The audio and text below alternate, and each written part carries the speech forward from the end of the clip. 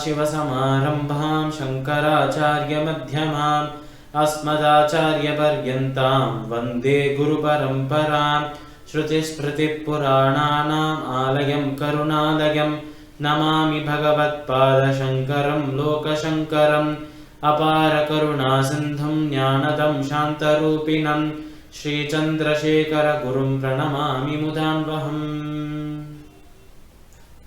ராதே கிருஷ்ணா. எல்லோருக்கும் நமஸ்காரம்.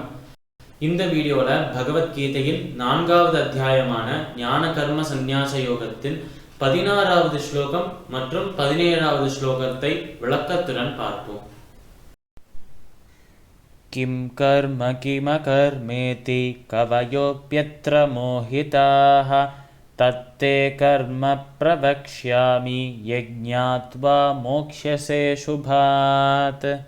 இந்த ஸ்லோகம் ஸ்ரீமத் பகவத்கீதையின் 4வது அத்தியாயமான ஞான கர்ம சந்நியாச யோகத்தின் 16வது ஸ்லோகம்.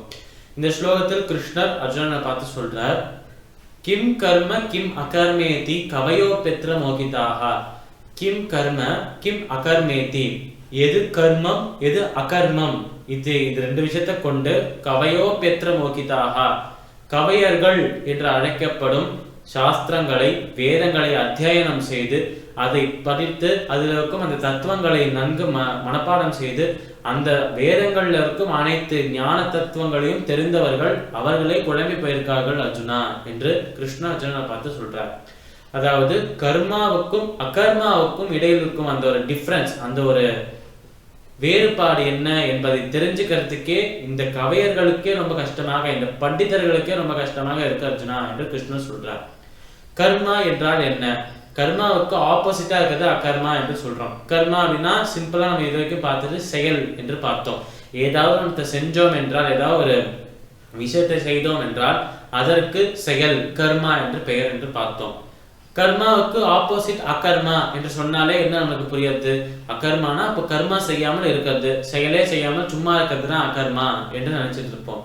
அதான் கர்மா என்றால் செயல் மட்டும்தான் என்று பொருள் கிடையாதாம். அகர்மா என்றால் எதுவுமே செய்யாம சும்மா இருக்கிறதுங்கிறது பொருள் கிடையாதாம். அப்ப கர்மாவுக்கும் அகர்மாவுக்கும் என்ன வேற என்ன விளக்கம் இருக்க முடியும்?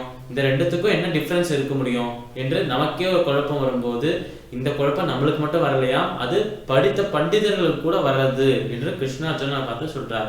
கவயோ பெத்ர மோகிதாக தத்தே கர்மம் பிரவக்ஷ்யாமி யஜ்ஞாத்வா மோக்ஷசே சுபாத். இந்த மாதிரி ஒரு விஷயத்தை, கர்மா என்றால் என்ன, அகர்மா என்றால் என்ன, செயல் என்றால் என்ன, செயலின்மை என்றால் என்ன, ஆக்ஷன் என்ன, இன்ஆக்ஷன் என்றால் என்ன, இந்த ரெண்டுத்தை பத்தி படித்த பண்டிதர்களுக்கே, வேதங்களில் சாஸ்திரங்களை தேர்ந்த பண்டிதர்களுக்கே புரியவில்லை. இந்த ரெண்டுத்துக்குள்ள வித்தியாசமும் புரியல, அதே நேரத்தில் இந்த ரெண்டுத்துக்கும் டெஃபினிஷனும் அவளுக்கு புரியல.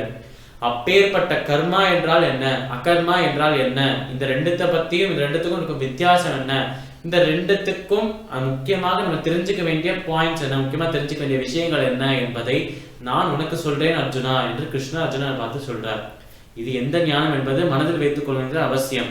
பெரிய பெரிய ஞானிகள், வேதங்கள் சாஸ்திரங்கள் கத்து வச்சின்ற பண்டிதர்கள், அதில் கை தேர்ந்தவர்களாக இருக்கும் பண்டிதர்கள், அவர்களுக்கே புரியாத ஒரு விஷயத்தை பகவான் அர்ஜுனனுக்கு சொல்ல போறார். நம்மை போன்ற எளியவர்களுக்கு எளிய மொழியில சொல்ல போறார்.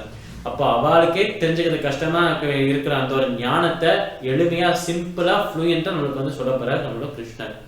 இப்ப இந்த கர்மா என்றால் என்ன, அகர்மா என்றால் என்ன, இந்த ரெண்டுத்தோட வித்தியாசம் என்ன, இதெல்லாம் பின்வரும் ஸ்லோகங்கள்ல பார்ப்போம். ஆனால் இதை படிக்கிறதுனால என்ன பலன் என்பதையும் இதே ஸ்லோகத்தில் சொல்றார் கிருஷ்ணர். யஜ்ஞாத்வா மோக்ஷசே சுபாத்.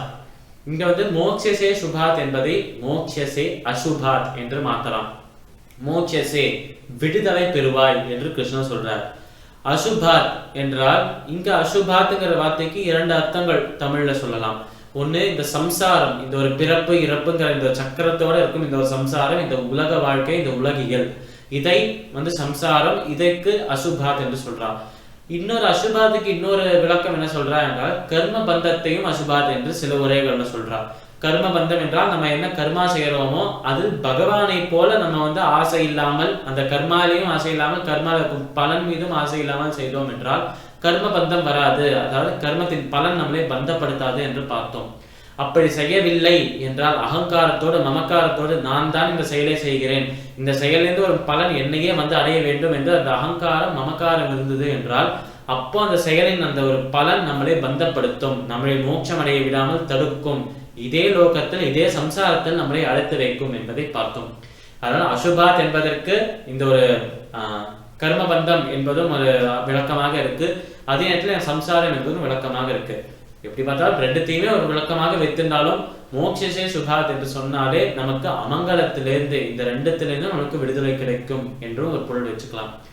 இந்த ஸ்லோகத்தோட முக்கியமான சாரமாக என்ன இருக்கு, இந்த விஷயத்துல என்ன சொல்றா என்றால், இந்த கர்மா என்றால் என்ன, அகர்மா என்றால் என்ன, செயல் செயலின்மை, இது ரெண்டுத்துக்கும் என்ன வித்தியாசம், செயல்னா என்ன, செயலின்மைனா என்ன, இதை எப்படி கடைபிடிக்கிறா, இதை எப்படி எல்லாம் நம்ம வாழ்க்கையை அஃபெக்ட் பண்றது, இந்த எல்லா விஷயத்தை பத்தியும் இந்த எல்லா விஷயத்தை தெரிஞ்சுக்கணும்னு ஆசை இருக்காம் இந்த பண்டிதர்களுக்கு, ஞானிகளுக்கு. ஆனால் ஆசை மட்டும் இருந்தா பத்தாது, அவளுக்கு இந்த விஷயங்கள் எல்லாம் புரியணும். அந்த புரியறதுங்கிறது அவளுக்கு சுத்தமா புரியவே இல்லையாம் இது என்ன என்பது.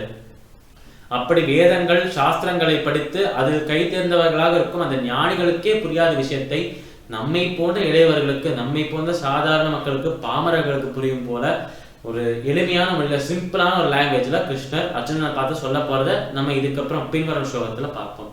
இப்ப அடுத்த ஸ்லோகத்தில் கிருஷ்ணர் என்ன சொல்றார் என்பதை பார்ப்போம்.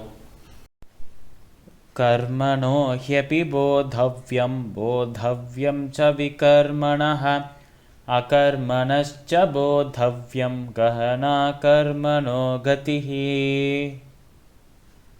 இந்த ஸ்லோகத்தில் நம்ம கிருஷ்ணர் அர்ஜுனனை பார்த்து சொல்றார், கர்மணோ ஹ்யபி போதவ்யம் போதவ்யம் ச விகர்மணஹ அகர்மணஸ்ச போதவ்யம் கஹனா கர்மணோ கதிஹி. இதுல கிருஷ்ணர் அர்ஜுனனை பார்த்து முக்கியமா எதுவும் சொல்லல. போன ஸ்லோகத்தில் இந்த கர்மா அகர்மாக்கு உள்ள வித்தியாசத்தை பத்தி சொல்லணும் என்று சொன்னார் நம்மளோட கிருஷ்ணர். இப்படி சொல்லும் போது ஏன் இந்த கர்மாவை பத்தி படிக்கணும், ஏன் இந்த அகர்மாவை பத்தி படிக்கணும், இதற்கு எல்லாத்துக்கும் என் ரிசல்ட் என்ன என்பது நம்மளுக்கு மனதில் ஒரு கேள்வியாக வந்தது. அதற்கு இந்த ஒரு சம்சார சக்கரத்திலிருந்தும் அதே நேரத்தில் கர்மபந்தத்திலிருந்தும் விடுபடுவதற்காக, அதாவது இப்படி ரெண்டுத்திலிருந்து விடுதலை பெற்று மோட்சம் முக்தி அடையணும் என்றால் இந்த ஞானம் அவசியம் என்று கிருஷ்ணர் அர்ஜுனனை பார்த்து சொன்னார். அதன் ஒரு தொடர்ச்சியாக தான் இந்த ஸ்லோகத்தில் நம்ம கிருஷ்ணர் சொல்றார், கர்மனோ ஹ்யபி போதவ்யம் போதவ்யம் ச விகர்மணஹ அகர்மணஸ்ச போதவ்யம் கஹனா கர்மணோ கதிஹி. இப்படி கர்மா அகர்மா பத்தி தெரிஞ்சுக்கணும் அர்ஜுனா என்று போன ஸ்லோகத்தில் சொன்னார். அதன் தொடர்ச்சியாக இப்ப புதுசாக விகர்மா என்று புதுசாக இன்னொரு சொல்லியும் சொல்றார் கிருஷ்ணர். கர்மா என்றால் செயல் என்று வச்சிருக்கோம், ஒரு பொருள் வச்சிருக்கோம் இப்போதைக்கு. அதே அகர்மா என்றால் செயலின்மை என்று ஒரு பொருள் வச்சிருக்கோம், அதாவது எந்த செயலுமே செய்யாம சும்மா இருக்கிறது அகர்மா என்று ஒரு பொருளாக நம்ம வச்சிருக்கோம். இந்த விகர்மா என்றால் என்ன என்றால், நம்மளோட சாஸ்திரங்களிலும் வேதங்களிலும் தடை செய்யப்பட்ட விஷயங்கள், ப்ராஹிபிட்டட் ஆக்ஷன்ஸுக்கு விகர்மா என்று பெயர். இந்த விஷயத்தை செய்யாதே, பொய் சொல்லாதே என்று சாஸ்திரம் சொல்றதுன்னா அதை நம்ம செய்தோம் என்றால் அந்த செயல் விகர்மாவாக மாறிவிடும். இந்த மாதிரி சூதாட்டத்தை ஆடக்கூடாது என்று அது ஒரு விஷயத்த சொன்னதுன்னா அந்த செயலை நம்ம செஞ்சோம் என்றால் அதுவும் விகர்மாவாக மாறிடும். இப்படி விகர்மாக்களை நம்ம செய்து கொண்டே இருக்கும் போது, தடை செய்யப்பட்ட செயல்களை செய்து கொண்டே இருக்கும் போது பாவம் சேர ஆரம்பிக்குமா. அந்த பாவத்தின் பலன் என்ன நம்மளுக்கே தெரியும், கர்மபந்தம் ஏற்படும், மோட்சம் கிடைக்காம தடுக்கும். அதனால இந்த ஒரு அகர்மா கர்மா விகர்மா இந்த மூன்று விஷயங்களை பத்தி தெரிஞ்சுட்டு நம்ம செய்யும் எந்த ஒரு செயலும் சரியான செயலாக இருக்கணும், அது விகர்மாவாக இருக்கக்கூடாது, தடை செய்யப்பட்ட செயலாக இருக்கக்கூடாது. அதே நேரத்தில் இந்த கர்மா அகர்மா இது ரெண்டுத்தோட ஞானம் நம்மகிட்ட இருந்தது என்றால் நம்ம கர்மாவை செய்கிறோமா அகர்மாவை செய்கிறோமா, நம்ம செய்யும் செயல் சரியா தவறா, என்ன செய்கிறோம் என்கிற அந்த ஒரு ஞானமும் இருக்கும். கர்மயோகத்தில் போன அத்தியாயத்தில் பார்த்தோம், கர்மயோகம் என்றால் என்னன்னு சுருக்கமாக பார்த்தோம். இந்த இடத்துல இருந்தால் உண்மையான கர்மயோகம் என்ன என்பதை ஆரம்பிக்கிறது. சரி, இப்போ கர்மா அகர்மா விகர்மா இந்த மூன்று விஷயங்கள் இருக்கு என்பதை இந்த ஸ்லோகத்தில் சொல்றார் கிருஷ்ணர். எப்படி ஒரு மூன்று விஷயம் இருக்குன்னு சொல்றார். ஆனா இந்த மூன்றுத்தோட அர்த்தம் என்ன, இந்த மூன்றுத்துக்கும் விளக்கம் என்ன, அதை தான் பின்வரும் ஸ்லோகங்களில் கிருஷ்ணர் சொல்றார். அதை பொறுமையாக அடுத்த ஸ்லோகங்களில் அனுபவிப்போம். இந்த ஸ்லோகங்கள், இந்த 2 ஸ்லோகத்துல நம்ம கிருஷ்ணர் என்ன சொல்றார் என்றால், கர்மா அகர்மாவோட வித்தியாசத்தை பெரிய பெரிய ஞானிகளாலே அறிய முடியாது. அப்பேற்பட்ட ஞானத்தை பாமரர்களுக்கு, சாதாரண மக்களுக்கு நமக்கு அவர் தரார் என்பது புரியுது. அப்புறம் அகர்மா விகர்மா கர்மா என்று 3 வகைகள் இருக்கு. அந்த மூன்றுத்தோட அர்த்தம் என்ன என்பதை தெரிஞ்சுக்கிறதுக்கு பின்வரும் ஸ்லோகங்களை பார்ப்போம் என்றும் பார்த்தோம். பகவத்கீதையின் 4வது அத்தியாயமான ஞான கர்ம சந்நியாச யோகத்தின் 16வது மற்றும் 17வது ஸ்லோகங்களின் விளக்கம் இதுவே. समस्तलोकाः सुखिनो भवन्तु. सर्वं श्री कृष्णार्पणमस्तु.